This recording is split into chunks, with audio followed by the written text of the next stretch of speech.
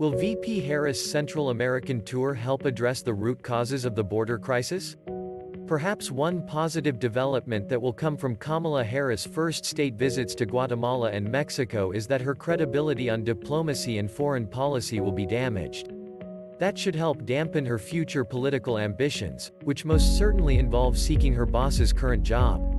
Of course, no one should hope that our officials fail when it comes to something as significant as the poor economic state of our neighbor countries to the south.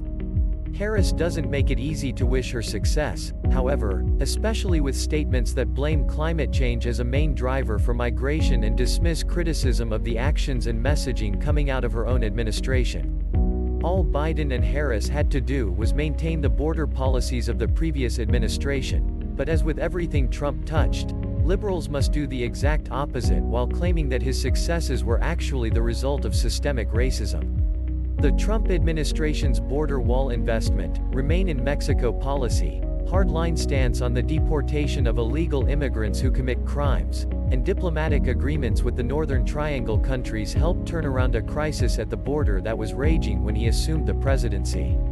Even before the pandemic struck, illegal migration had fallen by a considerable amount thanks to these policies. Once Biden became president, with Harris at his side, the agreements with other countries were torn up. The messaging completely shifted from the White House. Democrats may not have been welcoming with open arms any migrants willing to make the dangerous journey to the border, but they certainly weren't discouraging it. Some prominent Democrats even encouraged more asylum seekers to come, despite the vast majority of those claims being rejected. Meanwhile, Harris has yet to actually visit the border, ground zero for the ongoing crisis. Her trip to Guatemala has been marred by disagreements with its president over the root cause of increased migration. Not surprisingly, he blamed the U.S. and its current policies. And, in yet another awkward moment that recalled an incident from a few months ago, Harris laughed when pressed about her own failure to go to the border.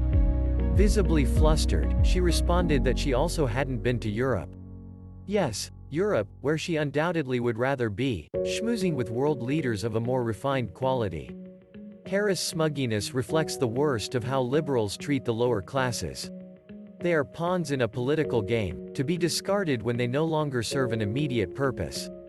Guatemalans know that this is how Harris sees their country, and perhaps that's why she was greeted with numerous signs saying, "Trump won." What do you think? Will VP Harris' Central American tour help address the root causes of the border crisis? Vote now at pollred.com.